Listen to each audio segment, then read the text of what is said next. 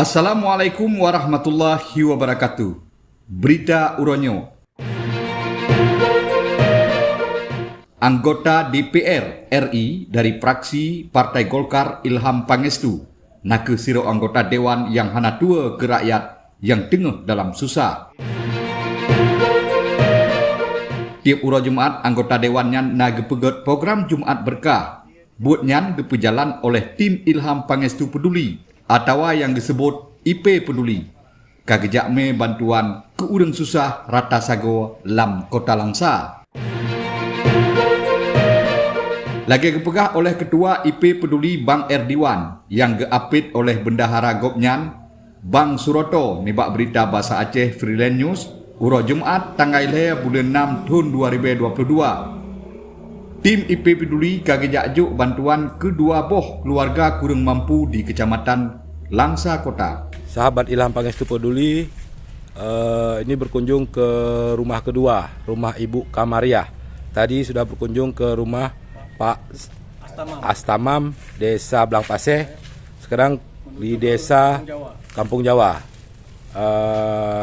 Terima kasih buat sahabat Ilham Pangestu yang ada di Aceh maupun di luar Aceh yang telah memberi sumbangsinya buat diantar ke kaum duafa.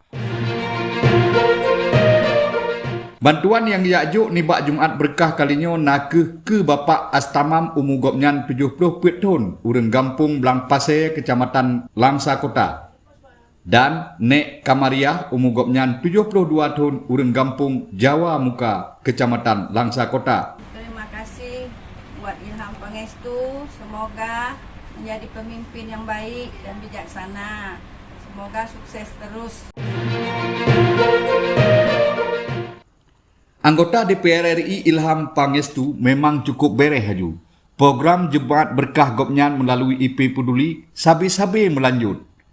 Cukup semangat aju. Takalon dalam videonya ngan baju kaos dan seragam warna kuning. Tim IP Peduli cukup semangat bak gekoh jalan ngan getiji bantuan gejak rumah-rumah urang susah lam Kota Langsa. Habanyo gepesampo oleh Ilyas bin Ismail Freelance News dari Kota Langsa. Nan menginggris haba me-Aceh. Desa Blangpaseh, Kecamatan Langsa Kota.